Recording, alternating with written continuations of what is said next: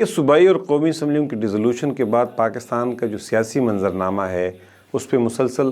غیر یقینی جو ہے وہ چھائی ہوئی ہے، اور جو کانسٹیٹیوشن کے اندر ایک انتخابات کے لیے ایک ٹائم فریم تھا اس کو بار بار وائلیٹ کیا گیا ہے، اور اس کے لیے بڑے کریٹیو بہانے ڈھونڈے گئے ہیں۔ اور اب بھی سچویشن یہ ہے کہ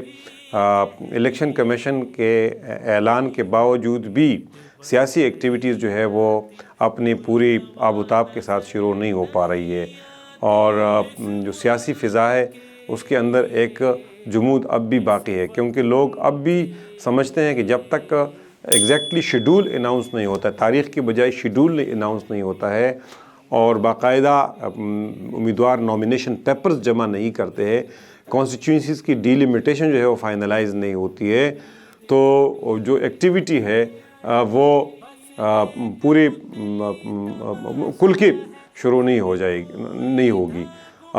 یہ وہ سچویشن ہے کہ جس کے اندر ہم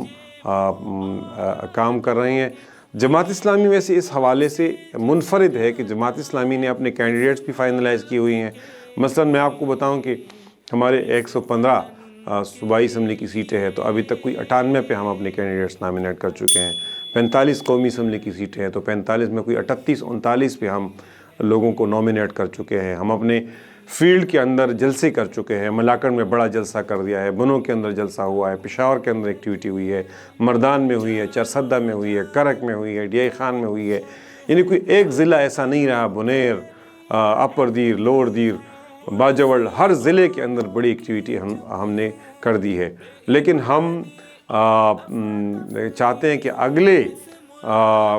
3-4-5 ہفتوں کے اندر یہ موبلائزیشن مزید تیز ہو،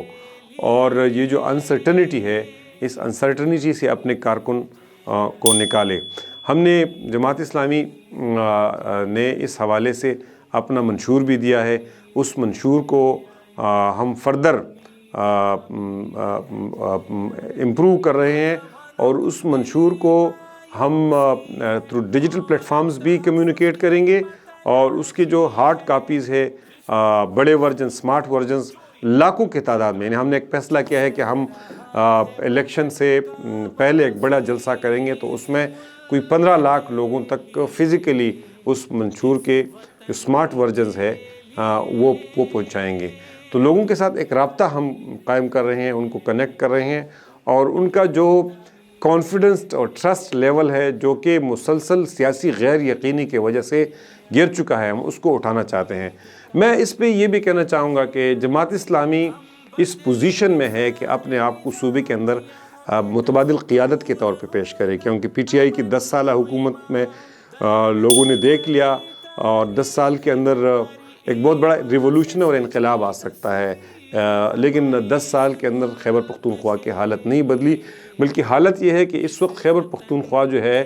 وہ ٹیکنیکلی ڈیفالٹ کر چکا ہے، وہاں تنخواہوں کے پیسے نہیں ہے، ڈیولپمنٹ کا سارا کام جو ہے وہ رک چکا ہے۔ اور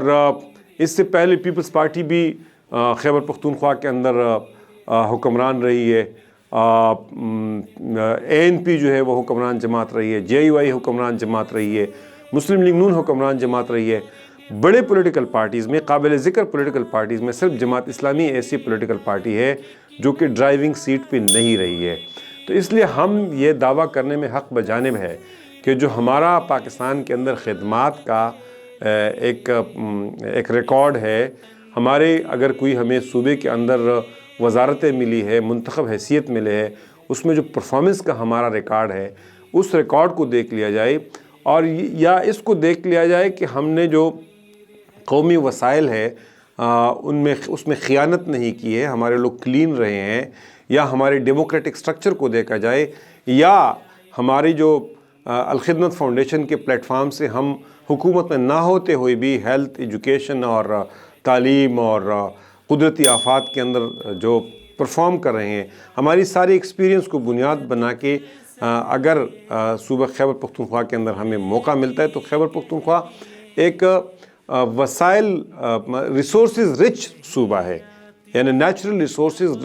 بہت زیادہ ہے خیبر پختونخوا کے اندر، اس میں تیل، گیس اور لاکھوں ایکڑ بنجر زمین ہے، پانی ہے، پانی سے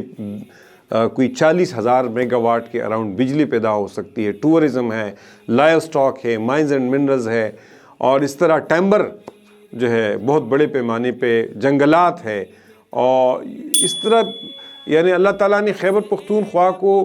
اتنی وسائل دیے ہوئے ہیں کہ ان وسائل پہ اگر ہم 5-10% بھی کام کریں گے تو اس صوبے کو نہ صرف ہم خود کفیل بنا سکتے ہیں بلکہ یہ صوبہ پاکستان کے ڈیولپمنٹ میں بھی کنٹریبیوٹ کر سکتا ہے.